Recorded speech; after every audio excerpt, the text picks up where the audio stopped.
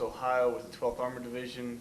My name is Jake Fortenberry, and I'm interviewing Edgar Bealer. Bealer. Bealer.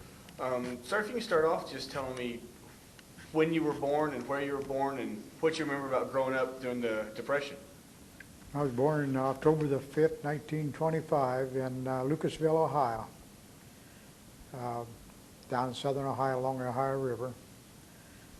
We left out of there then at, I was about 11 years old, went to Atwater, Ohio, stayed there about a year and went back to Portsmouth. Then I was attended school there in Portsmouth. I was 18 on October the 5th, and I got my induction papers that afternoon, and I registered that morning for the draft. I got my induction papers that afternoon, or my questionnaire. November the 8th, I was in the Army. I went to Fort Thomas, Kentucky, from Fort Thomas to Fort Sill, Oklahoma. 17 weeks in field artillery. Had a 7-day delay en route to Fort Meade, Maryland. Went from Fort Meade, Maryland then to Camp Miles Standish for a staging area. We left Boston, went out Boston on the USS Wakefield. 6 days later we was in Liverpool, England. And I was over in England then at War Minister Barracks for D-Day. And then after D-Day, where they put me in the infantry and gave me 2 weeks infantry training, sent me over across, followed the front lines along, and I was at Luneville, France, when the 12th Armored went through. And they went into action then shortly after that, lost a few fellows, and I went up for Christmas dinner. And they was back for Christmas dinner when I went with the 12th Armored Division. But I don't know, is there anything else in there you want me to fill in before I get that far? Or? Well, what did your dad do for a living when you were growing up? Oh, well, like I say, I went to the Army at 18, come back out. I worked at Frigidaire in Dayton, National Cash Register. Then I went back to Portsmouth and worked on the railroad for a while. Then I went to Shelby, Ohio, and I worked at the U.S. Air Force Depot. And they closed that down. And then I went to Timken Roller Bearing. And I stayed there 31 and a half years. I retired May the 1st, 1990. And it just so happened that with the 12th Armored Division, we was down to Colmar. And the Timken Roller Bearing has a plant in Colmar. And they had a 50-year celebration. And I got a little piece of my, a little slip in my retirement check. And they wanted to know, looking for people who'd been there 50 years ago. So I called him up and told him I had been, and I'd like to have a video of the celebration. I'd buy one, and I'd give him my name and address. And he said, no, said, we'll get back to you. And a couple of days later, why, the fellow from the shop out there called me and wanted me to come out and talk to him. So I went out, and I talked to him for a few minutes, and he said, well, on the way out, I told my wife, I said, wouldn't that be nice if they'd just take us over there for the celebration? She said, you're still nuts. So I sat down and talked to the guy for a few minutes, and he said, hey, we got a big decision to make. He said, we want to fly you and your wife over for the celebration. I said, well, there's no decision to make. I said, when do we leave? So they took me over for me and the wife both for the celebration. And well, there's two couples. They picked another couple up in Canton, Ohio, and they put us on the corporate jet. Flew us to Boston, 747 to Zurich, and taxi cabbed us up to Colmar, and we had 5 days first class there at Colmar. That's cool. It was quite a celebration. What did your father do when you were growing up? He farmed. Farmed? Farmed, yeah. We had a little old patch on the hillside down there in the hill, and had a little tobacco farm. Did a little tobacco farming and gardening. How many brothers and sisters did you have? I got one brother and one sister. My brother dead, but one brother and one sister living. What do you remember about like basic training? What was the biggest shock you had when you went into basic training? What do you remember most? Oh, I don't know. It was pretty normal down in Oklahoma, Fort Sill, Oklahoma. We had a few rattlesnakes around you had to watch for, but other than that, well, it went along pretty good. A lot of 25-mile hikes, night hikes and stuff, but I didn't care for. The weather wasn't too great. It was in the winter. They had one of the biggest snowstorms they'd had down there in years, and we went to a training film, and they had a good movie that night. So to get back into the movie, you had to be there, but you had to get back and dressed up in your OD dress uniform. So as soon as they let out, we all rushed back to the barracks, changed clothes, and when we got back, the roof had caved in where we were sitting there. The roof was all down in the theater, the weight of the snow. Yeah. I remember that. That's pretty wild. You know, we just got out of there. So when you got over to England and you were an artilleryman, why did they switch you to the infantry? Well, they wasn't losing too many artillery. They was taking a lot of they were getting ready for D-Day, and they was taking a lot of different units where there wasn't a big casualty rate and switching them over to infantry. And they gave me 2 weeks infantry training, which was basically the same as the artillery training, only we didn't have the big guns. We just run and fall on your belly and crawl a while, and had to watch them don't break their leg in a rabbit hole over there. They had that limestone over there, and they had rabbit holes all over the place. And then I was D-Day. I was still in the artillery area at D-Day, and there was an anti-aircraft outfit. And we know D-Day was going to come, but we didn't know when. And about, I don't know, it was about midnight, 1 o'clock, they blew the whistle and everybody fell out, and they started calling off names. And this anti-aircraft outfit, they started calling them first. Of course, some of the guys were going out to town and they wasn't there and was on leave or whatever. They just wasn't available. So then they got down into the replacements. And he almost got to me. I was getting ready to holler here. And he said, fall back in and good night's rest because you guys got a hard day's work ahead tomorrow. Then the other guys left. They took them to Southampton, put them on a ship. Well, what they were supposed to do was go over, and there was a ship out in the channel waiting with anti-aircraft guns, and they was going to set up on the beach there on Omaha Beach. They were supposed to meet those guns and set up and protect the beach. Well, the next morning we gathered up all their personal belongings, put them in duffel bags, stenciled their names, and then put them on a truck and took them to Southampton to follow up with them. And then I came back, got in the infantry, and then later on I went across. And then I followed the front lines up, and I was at Looneyville then when the 12th went through. And what unit were you with before the 12th? I was in a replacement depot, replacement. I wasn't with anything. You were just following the front line waiting to be picked up? Just wherever. They lost my service records on the way over, and I could have went with a couple of other infantry divisions, but I got out of it. And when the 12th went through, I thought that was a nice outfit, and I thought I'd better, because I knew my luck wasn't going to hold out, so I went up and went with the 12th, which I was glad I did. It was a good outfit. So you joined up there in Looneyville, and then where'd y'all go next? Sir? You joined up with the 12th, and then what do you remember happening next? After, they took us up that morning. They was back, like I say, they was back for Christmas dinner. I don't know what, there wasn't Christmas, but it was back for their turn back. And I went with the 12th in the Antitank platoon. And then we went, laid around for a few, on the front line, but we wasn't right. I don't remember doing any fighting right then. But then we went back and we went into Herlisheim. And you probably heard of Herlisheim from dealing with the rest of them. That was a big one. And that's where we picked up the name of the Suicide Division. The Germans made a counterattack there and captured a lot of the boys. I don't know just how many got killed. Most of them got captured. And I remember that one. And the ground cold, miserable. Anything in particular you remember about Herlisheim? I never did get into the town itself.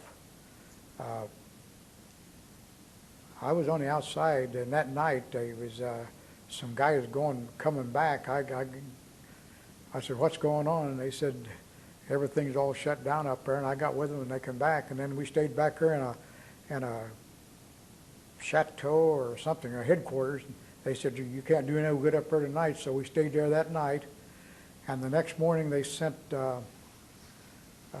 all the half-tracks back, brought the drivers back, and brought the cooks back, and we all went right back on the front line then, and we held them off that day, and then we got relieved at, I think it was the 36th Infantry Division come in and relieved us.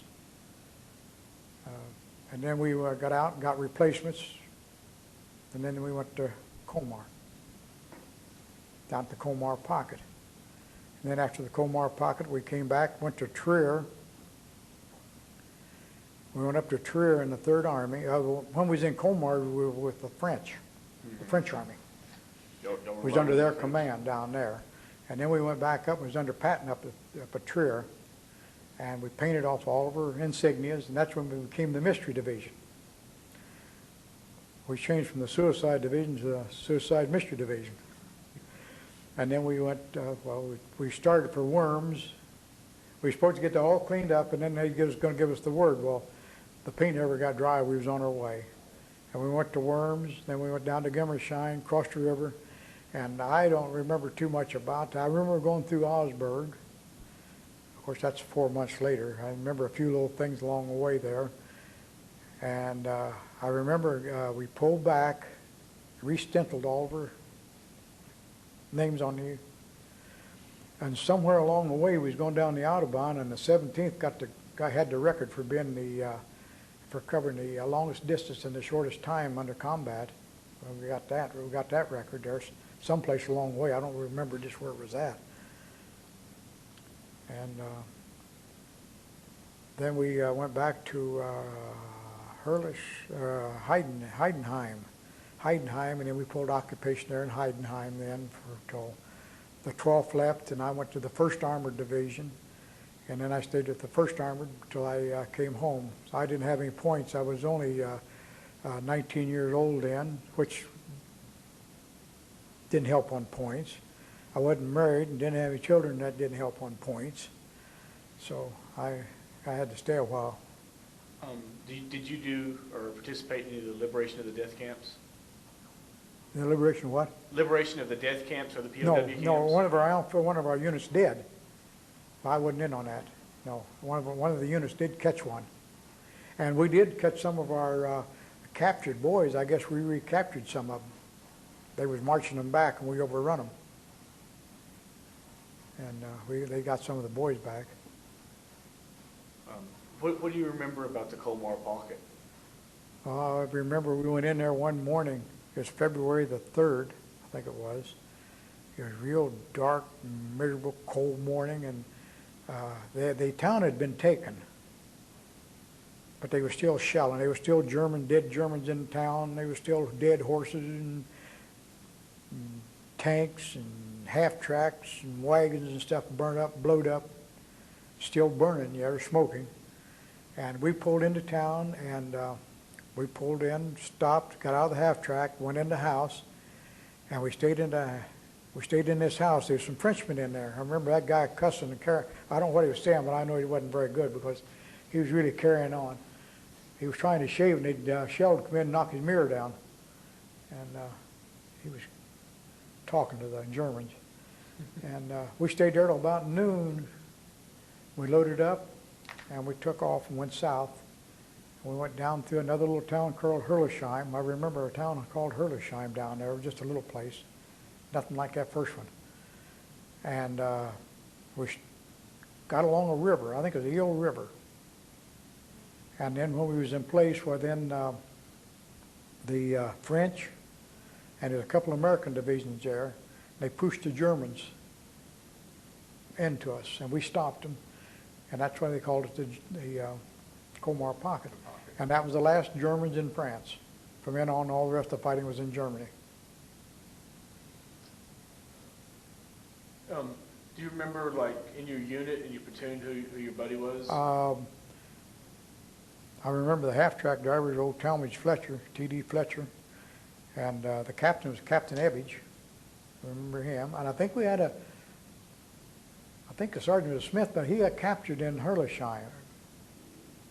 I think we lost him in Herlisheim. He got captured. But I ran into him at a reunion after that. And he lived here in Delaware, Ohio, just up the road here for a while. He worked at the Internal Revenue. But I think he was my sergeant. But they changed kind of every once in a while you get a new one. Yeah.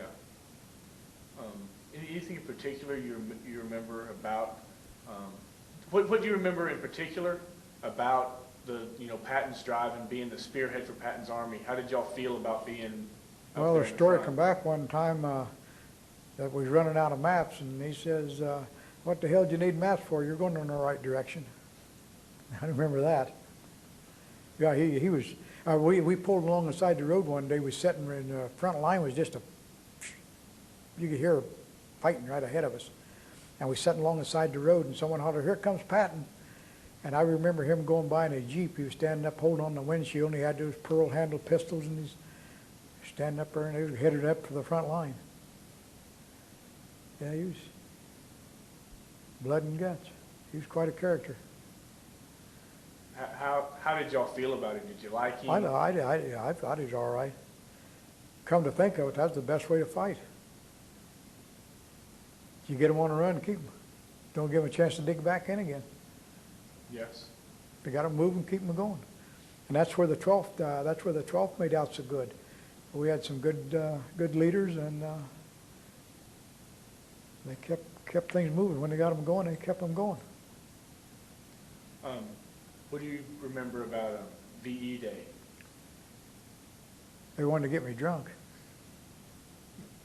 Someplace along the way, we'd run into some Dago red wine, and they kept trying to get me drunk, and I don't drink or didn't drink or didn't smoke, and they swore they was going to get me drunk, but they didn't make it. I'm sure they got pretty drunk themselves. But everybody was happy. It was a big relief. A lot of celebrating. We was I don't remember where we was at. We was coming back. I think we pulled off the line 3 days before the war ended. And I think we was back at Augsburg or coming back through there when the war ended. I know we was repainting all the insignias back on the half tracks and the tanks and things, putting our patches back on. And but it was something else. It was different. What do you remember about the Army of Occupation and occupying Germany and how the German civilians treated you?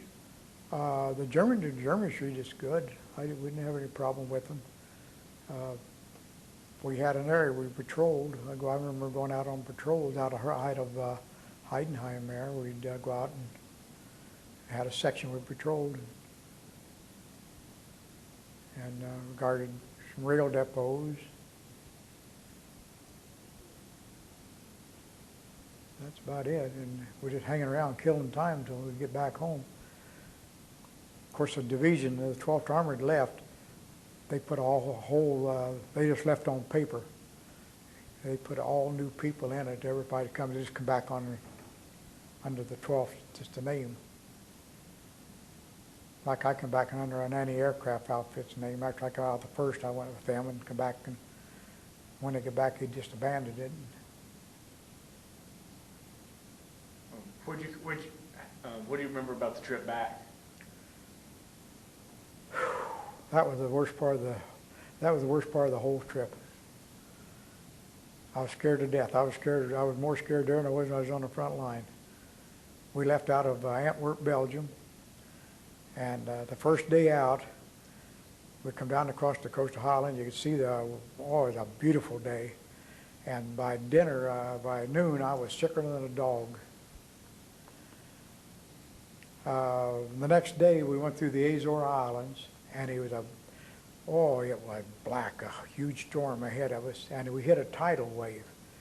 And there was guys that was going down the steps of the ship or going up the steps where they all ended up down to the bottom again. I was spared because I was in the bed. I was already in the bunk. I was so sick I couldn't move. but they was broken arms, broken legs, banged up, bruises. And then we was in that for about, we was 11 days coming back, and about 9 of them was under the water, out of the water. It was rough, very rough. The sailors, I got out of bed and went up and sat in the kitchen with the sailors because they was too scared. They was scared. It was on a Liberty ship, and they was afraid it was going to break in two. So I figured I put my life jacket on, went up there and sat with them, because if I see them going for the side, I was going with them. But I was still sick. Where did y'all come back into back in the States? I came back into New York, and coming back into the harbor there, they had a tugboat with some American Red Cross girls on them. They was waving and a job well done, boys. And then when we went down the gangplank, there was the old Salvation Army down there playing. They had a couple of horns and a band and a drum. They was pounding on that and giving us coffee and sandwiches. Only I wasn't in any shape for sandwiches. And then we went from there to Kilmer, New Jersey. And it was about 2 o'clock in the morning when we got there. And we had to set our bag down on a number along the wall. It was a big, huge warehouse. And you had to take this number and set your bag down so you could find it again. And they took us down and gave us one of the biggest steak supper, the biggest steak I ever seen in my life. And again, I wasn't in any shape to eat. But I took and nibbled on the edge of it. But oh man, I was sick. I'll never forget that trip. I go to Lake Erie fishing and still get sick. So from there, did you get discharged, or did you stay in the military? Well, there we got on a train and came to camp, I think it was Atterbury, Indiana. I got discharged out of Atterbury. And caught a Greyhound bus back to Portsmouth. Is there any particular thing or any story that you remember or want to tell us, or anything that you... No, not really, I guess. I just got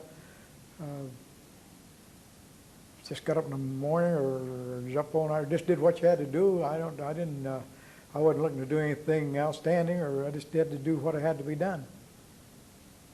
I went with the pack. Did you get any questions? No, that's it. Yeah, I like I say, there was nothing really under to keep warm. It was colder. And, man, it was one of the worst winters they had over there for years. I guess it's the worst one I could remember. And I felt something funny. I pulled my pants leg up, and there's blood all down my leg. Of course, I looked where it was at, and it had a little nick here on my knee, and it fell through my pants. I don't know where it's shrapnel or where I cut it on something when I fell or something. I don't know.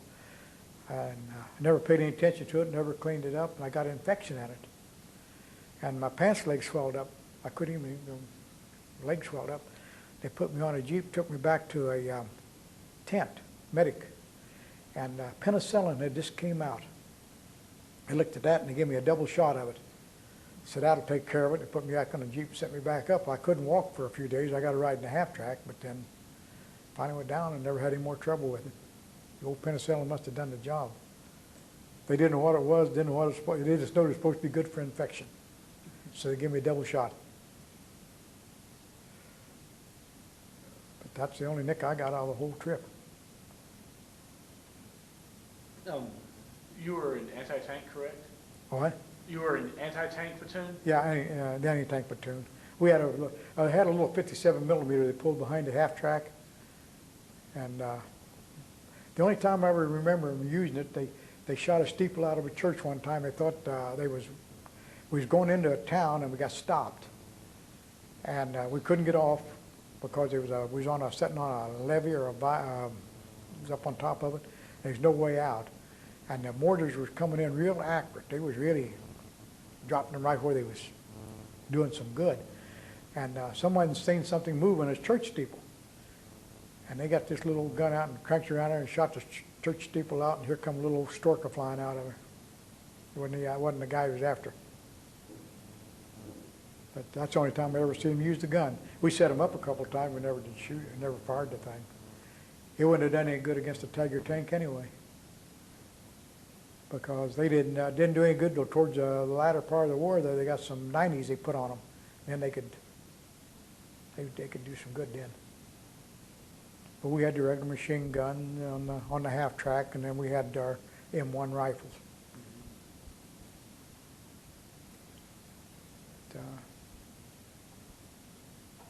But I do remember it being cold, very cold.